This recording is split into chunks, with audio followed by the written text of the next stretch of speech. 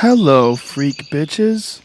John Daly's character, Sam Weir, shows a girl the jerk, and she hates it. And he breaks up with the cheerleader at school because she good for hates him. the jerk. Good for him.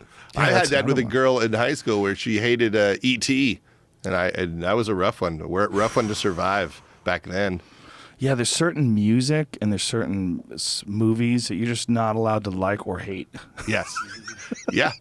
Well, that's a funny thing with my wife and I is we violently disagree on a lot of that stuff. We don't have like one or two. Violently? Yeah, there's one or two, like the main things that mean the most to me in the world where my wife's like, I can't, I don't like it at all. And then stuff that she likes that I hate that more than anything. I think that's good. I think it's good, especially with your spouse, to have like very few interests in common. I think all those people that do everything together are fucking weirdos, man. They always freak me out. That is interesting, yeah, because it's like stand-up. My wife, I met her when I wasn't doing stand-up. I did stand-up from the time I was 17 till I was 24. I met my wife when I was 28 or 29. So she didn't know anything about stand-up till 3 years ago when I started doing it again. Yeah, what caused you to do that? I remember when you started coming around. Everybody's like, "Look at Judd. What's he doing?" It's funny. When I stopped when I was 24, I was pretty burnt out. So that was 92, and I was getting a lot of writing work. The Ben Stiller Show got picked up, this sketch show we did for Fox, and that kept me busy. And I was making, a lot of money compared to the $500 a week I was making doing stand-up on the road. And I thought, well, this is the universe saying you don't need to do stand-up and you should stop. Maybe your friends are funnier than you. And I'm living with, Sandler, and I'm hanging out with opening up for Jim Carrey, and it's daunting. It's like trying to start a band and your friend is John Lennon. You just feel like a dick. And it would be weird to not feel like a dick. Like if I was cocky with Jim Carrey and thought, I'm funnier than this guy. I mean, I'm a sane human being. I know what's happening. And I was also a little bored of it because I was so obsessed since I was 10.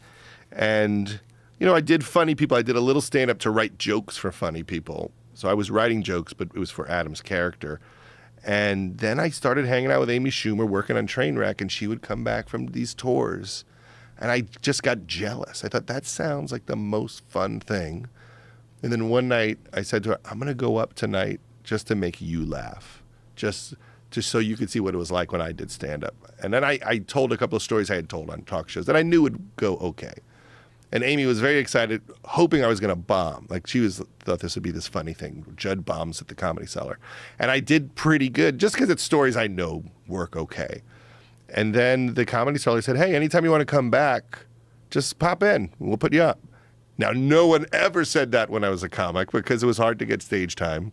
And I thought, wait a second, I'm getting treated like somebody who gets to show up and go on stage. I have to take advantage of this. And I went on every night, the entire shoot of Trainwreck. No matter what time we finished shooting, I would drive straight to the Comedy Cellar. Wow. And I had the best time. And then I came back to LA and started doing the Improv and the Comedy Store in Largo. And then I would put these benefits together at Largo once a month. And to me, that was the most fun because I could book a show and get like Shandling to come and Randy Newman or, Aziz and Fiona Apple. And we did them all as benefits. And I always like producing things like that. And then slowly my act got to the point where I thought, I deserve to be here. This isn't some freak show. Well, the difference between someone who writes for television and movies and the difference between that and a lot of stand-ups is when you're making a living writing and producing and directing and doing all that, you're disciplined. You write. Yes. You actually write. You have notes, you have books, you have you're opening up your binder, you're going over your stuff. So many comics don't do that. I remember when I started, I was opening for Larry Miller, one of the legendary comedians. And he would have these incredible bits. Some of them were like 10 minutes long. He had a great bit about drinking. It's one of the best stand-up bits of all time. And he had a bit about Thanksgiving and a skiing bit. And they were all like 10 minutes, and they would get funnier and funnier. And one day he said to me, this is a job. you got to sit down every day and write jokes. You don't just go to the mall and watch a movie every day.